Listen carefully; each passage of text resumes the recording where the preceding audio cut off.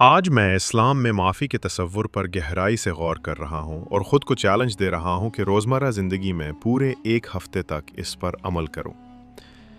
معافی اسلام کا ایک بنیادی ستون ہے جسے اکثر کمزوری کی علامت سمجھا جاتا ہے، حالانکہ حقیقت میں یہ ایک گہرا عمل ہے جو قوت، دانائی اور اخلاص کا مظہر ہے۔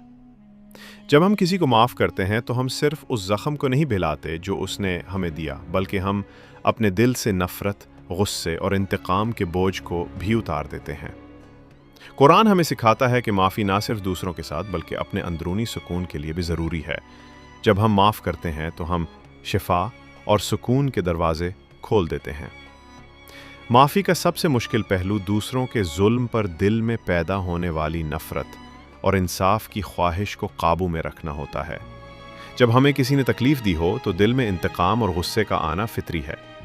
اکثر ایسا لگتا ہے کہ دماغ بار بار وہی تکلیف دہ منظر دہرا رہا ہے، جس سے آگے بڑھنا مشکل ہو جاتا ہے۔ لیکن اگر ہم ان منفی جذبات کو تھامے رکھیں تو یہ ہمارے سکون اور خوشی کو کھا جاتے ہیں۔ اکثر ہم انصاف کی خواہش کو جواز بنا کر دل میں رنجش رکھتے ہیں، جیسے ہم سوچتے ہیں اسے اپنے کیے کی سزا ضرور ملنی چاہیے۔ مگر اسلام میں معافی کا مطلب کسی کو سزا سے بچانا نہیں، بلکہ اپنے دل سے انتقام کی خواہش کو آزاد کرنا ہے۔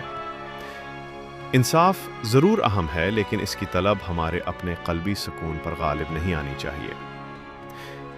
مشکل یہ ہے کہ ہم معافی اور انصاف کے بیچ توازن کیسے قائم کریں۔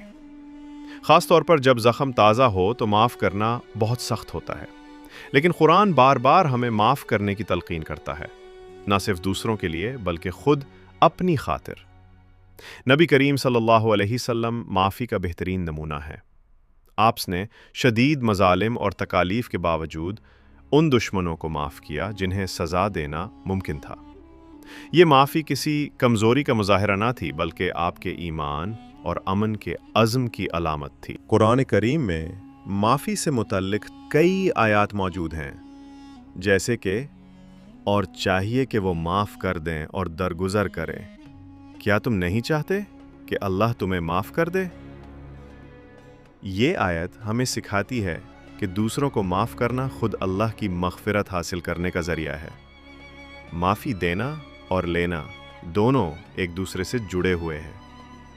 ایک واقعہ یاد آتا ہے کہ ایک شخص جس نے نبی کریم صلی اللہ علیہ وسلم کو قتل کرنے کی سازش کی تھی، جب گرفتار ہو کر آپ کے سامنے پیش ہوا تو آپ صلی اللہ نے اسے معاف کر دیا۔ یہ صرف اس کی جان بخشی نہ تھی، بلکہ پوری دنیا کو آپ صلی اللہ علیہ وسلم کی رحمت اور معافی کی طاقت کا پیغام تھا۔ ایک اور متاثر کن واقعہ ایک ایسی عورت کا ہے جسے اس کے شوہر نے طلاق دے کر تنہا چھوڑ دیا۔ وہ چاہتی تو ساری زندگی غصے اور نفرت میں گزار سکتی تھی، لیکن اس نے معاف کرنے کا فیصلہ کیا۔ یہ معافی آسان نہ تھی، لیکن اس نے اس عورت کو رنجش کی زنجیروں سے آزاد کر دیا اور وہ زندگی میں آگے بڑھ سکی۔ جب اس نے پیچھے مڑ کر دیکھا تو اسے سمجھ آیا کہ معافی شوہر کے لیے نہیں تھی، بلکہ خود اس کے اپنے دل کے سکون کے لیے تھی۔ معافی اس کے لیے ایک ایسا ذریعہ بن گئی جس نے اس کی زندگی بدل دی۔ معافی صرف ایک تصور نہیں، بلکہ ایک عملی رویہ ہے جو ہمیں گہرے قلبی سکون کی طرف لے جاتا ہے۔ جب ہم دوسروں کو معاف کرتے ہیں تو ہم خود کو شفا دیتے ہیں اور ایک بہتر معاشرے کے قیام میں حصہ ڈالتے ہیں۔ آخر میں، اسلام میں معافی صرف دوسروں کو چھوڑنے کا نام نہیں، بلکہ اپنے دل کو غصے اور رنج سے آزاد کرنے کا عمل ہے۔ یہ اندرونی سکون اور ہم آہنگ معاشرے کی طرف ایک راستہ ہے۔ اگر آپ کے دل میں معافی سے متعلق کوئی بات ہو تو ہمیں کمنٹس میں ضرور بتائیں، اور اگر آپ مزید اسلامی تعلیمات کے بارے میں جاننا چاہتے ہیں کہ اسلام روزمرہ زندگی میں امن کیسے لاتا ہے تو ہماری اگلی ویڈیو ضرور دیکھیں۔